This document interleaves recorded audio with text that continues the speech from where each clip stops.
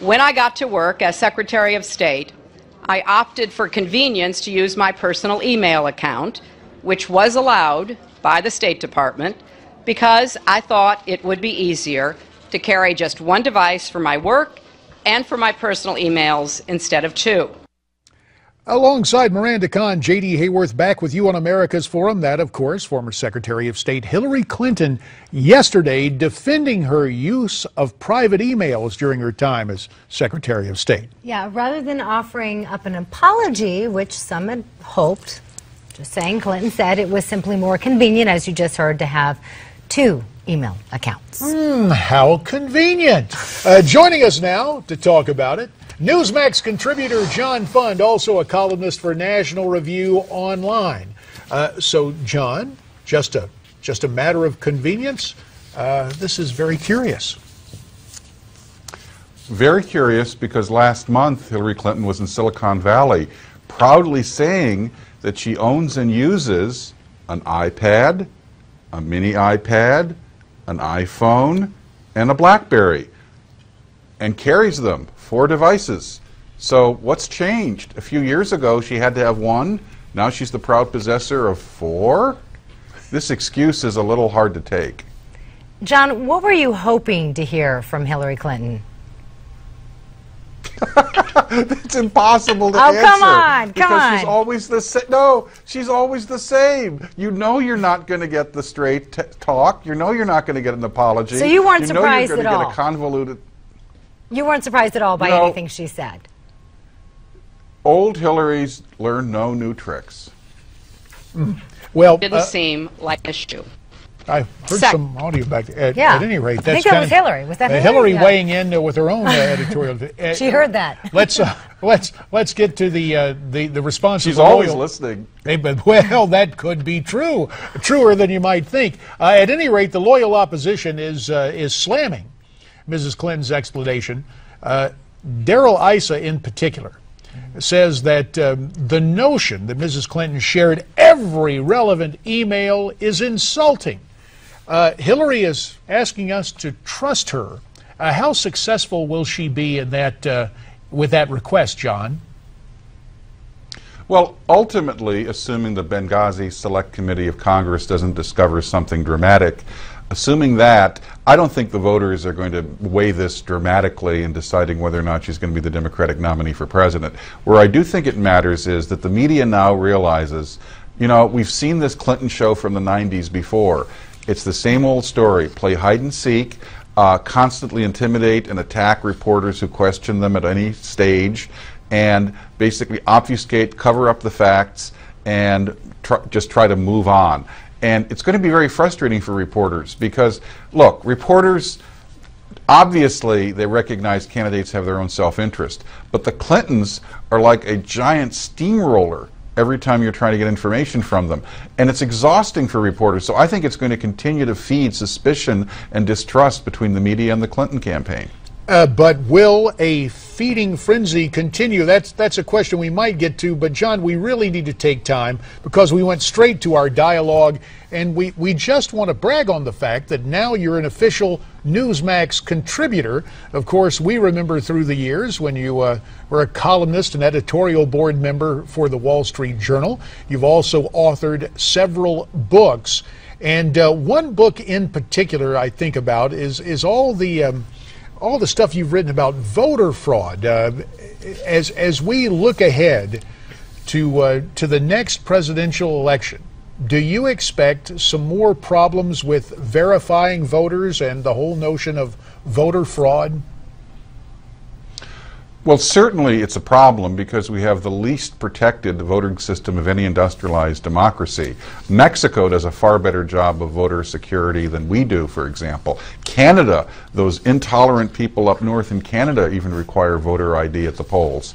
So it's passing strange that people in the United States, like Eric Holder, the Attorney General, and Hillary Clinton this week, have both said, you know, voter ID is something that's trying to suppress the vote. Look, all it asks is that you say who you are and then prove it. And absentee balloting, the same way. You have to provide some kind of backup identification to make sure your absentee ballot is valid. So I believe it's common sense. 75% of the American people agree. Over 2/3 of minorities, both blacks and Hispanics and Asians, all agree. I think it's common sense.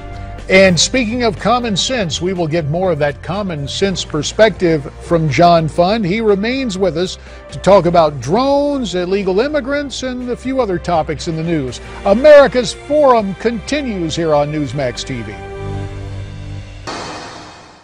We could never see the border in the same ways we could before we got these platforms. A Border Patrol agent there on CNN touting the use of drones as eyes in the sky to keep an eye on illegal immigrants trying to cross into the U.S.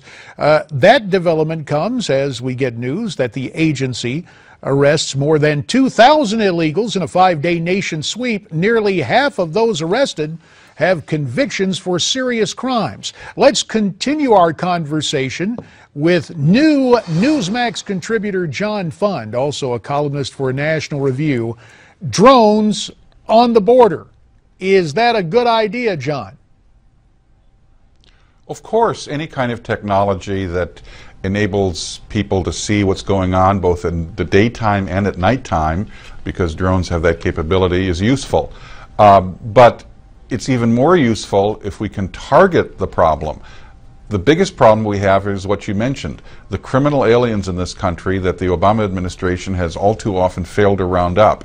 This is simply a down payment on a much larger problem of criminal aliens in this country. We need to focus on that. I think the real tragedy here is we could have an immigration fix where we focus on the real bad guys and have work visas, temporary work visas for people who want to come here and work. That's how we handled it in the Eisenhower administration. That's how we solved our immigration problem 50, 60 years ago. The unions and the Democrats ended that program in the 1960s, and we've had this horrible immigration problem ever since because we don't have a work visa program combined with tough enforcement against lawbreakers.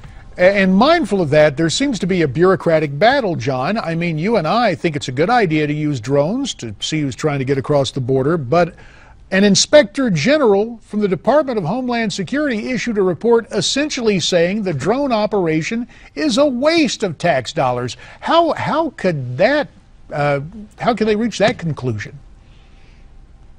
Well, it's a waste of tax dollars because the drones basically see too much. They see too many people crossing the border. You have too much information. You have too big a problem at the border.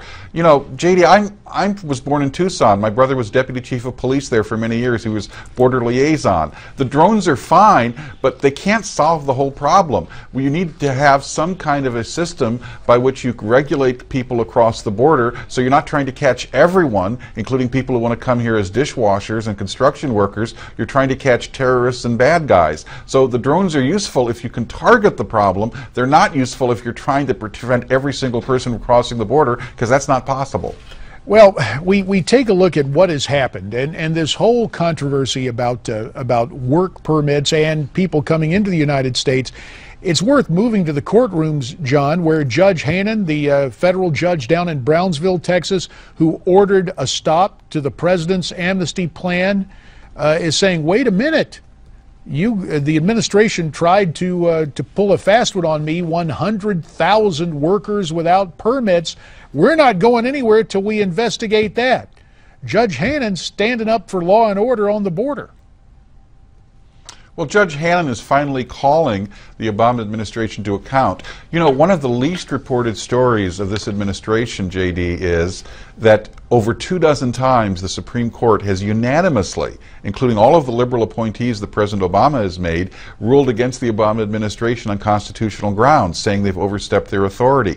This is one of those examples that I suspect the Supreme Court will look at later this year. And this is the Justice Department allowed 100,000 people to be processed under the amnesty provisions, even though they didn't tell the court they were doing it. So the judge says, this is withholding information from me. I'm going to stop everything until I actually get the full story from the Justice Department. I can't trust that I'm getting the full story unless I verify it. John, 20 seconds remain here. We're going to have you stay through the break, but I just want to thank you for your time, and we really do welcome you to the Newsmax family as a contributor. We may not see eye to eye on every question that comes up, but a guy who was born in Tucson, can't be bad. And we really, through the years, I've enjoyed our time together.